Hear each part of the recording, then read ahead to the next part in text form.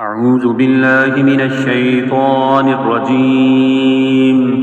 بسم الله الرحمن الرحيم. يا بني إسرائيل اذكروا نعمتي التي أنعمت عليكم وأني فضلتكم على العالمين. واتقوا يوما لا تجزي نفس عن نفس شيئا ولا يقبل منها شفاعة ولا يؤخذ منها عدل ولا هم ينصرون.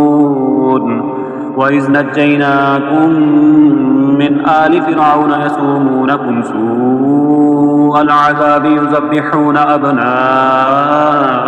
ويستحيون نساءكم وفي ذلكم بلاء من ربكم عظيم. وإذ فرقنا بكم البحر فأنجيناكم وأغرقنا آل فرعون وأنتم تنظرون. وإذ واعدنا موسى 40 ليلة ثم اتخذتم العجل من بعده وأنتم ظالمون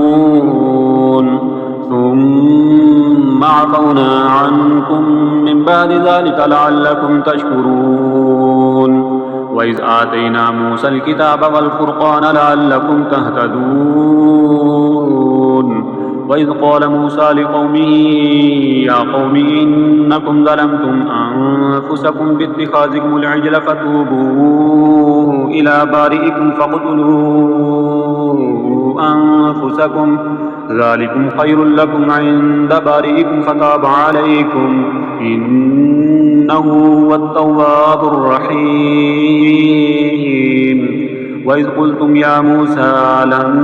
نؤمن لك حتى نرى الله جهرة فأخذتكم الصاعقة وأنتم تنظرون ثم بعثناكم من بعد موتكم لعلكم تشكرون.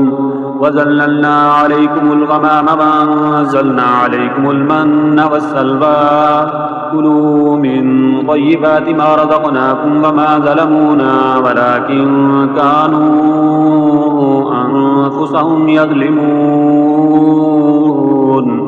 وإذ قلنا ادخلوا هذه القرية فكلوا منها حيث شئتم رغدا وادخلوا الباب سجدا وقولوا حتة نغفر لكم خطاياكم وسنزيد المحسنين. فبدل الذين ظلموا قولا غير الذي قيل لهم فأنزلنا على الذين ظلموا رجزا من السماء بما كانوا يفسقون. فبدل الذين ظلموا قولا غير الذي قيل لهم فأنزلنا على الذين ظلموا رجزا من السماء بما كانوا يفسقون. وإذ استسقى موسى لقومه فقلنا اضرب بعصاك الحجر فانفجرت منه 12 عينا قد علم كل أناس مشربهم كلوا واشربوا من رزق الله ولا تعثوا في الأرض مفسدين. وإذ قلتم يا موسى لن نصبر على طعام واحد فادع لنا ربك يخرج لنا مما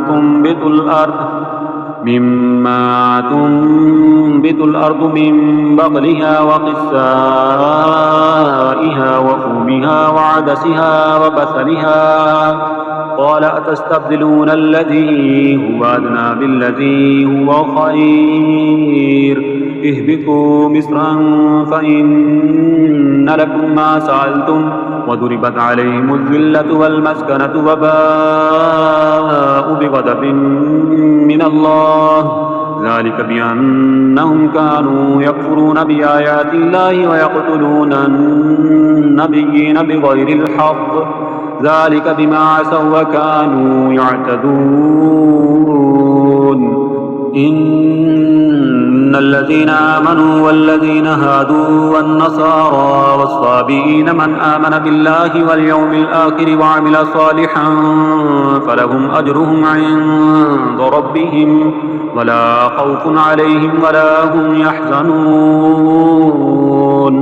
وإذ أخذنا ميثاقكم ورفعنا فوقكم الطور خذوا ما آتيناكم بقوة واذكروا ما فيه لعلكم تتقون ثم توليتم من بعد ذلك فلولا فضل الله عليكم ورحمته لكنتم من الخاسرين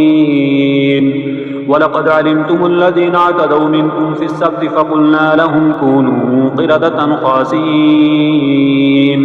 فجعلناها نكالا لما بين يديها وما خلفها وموعظة للمتقين وإذ قال موسى لقومه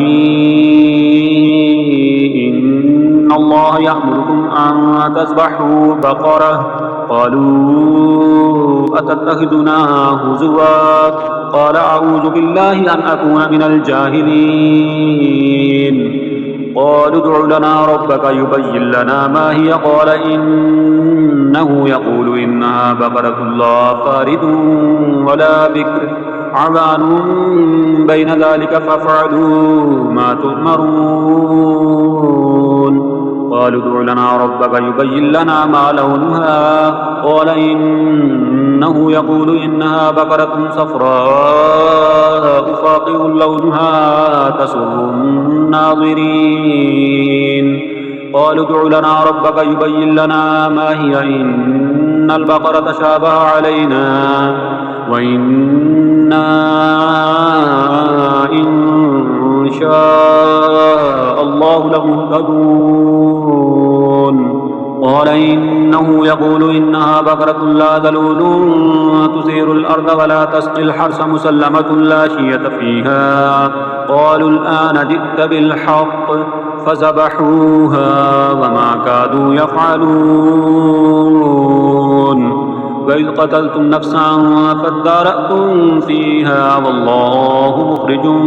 ما كنتم تكتمون فقلنا اضربوه ببعضها كذلك يحيي الله الموتى ويريكم آياته لعلكم تعقلون ثم قست قلوبكم من بعد ذلك فهي كالحجارة أو أشد قسوة وإن من الحجارة لما يتفجر منه الأنهار وإن منها لما يشقق فيخرج منه الماء وإن منها لما يهبط من خشية الله وما الله بغافل عما تعملون أفتطمعون أن يؤمنوا لكم وقد كان فريق منهم يسمعون كلام الله ثم يحرفونه من بعد ما قالوه وهم يعلمون وإذا لقوا الذين آمنوا قالوا آمنا وإذا خلا بعضهم إلى بعض قالوا أتحدثونهم بما فتح الله عليكم ليحاجوكم به عند ربكم أفلا تعقلون أولا يعلمون أن الله يعلم ما يسرون وما يعلنون ومنهم أميون لا يعلمون الكتاب إلا أماني وإنهم إلا يظنون فويل للذين يكتبون الكتاب بأيديهم ثم يقولون هذا من عند الله ليشتروا به ثمنا قليلا فويل لهم مما كتبت أيديهم وويل لهم مما يكسبون وقالوا لن تمسنا النار إلا أياما معدودة قل أتخذتم عند الله عهدا فلن يخلف الله عهده أم تقولون على الله ما لا تعلمون بلى من كسب سيئة وأحاطت به خطيئته فأولئك أصحاب النار هم فيها خالدون والذين آمنوا وعملوا الصالحات أولئك أصحاب الجنة هم فيها خالدون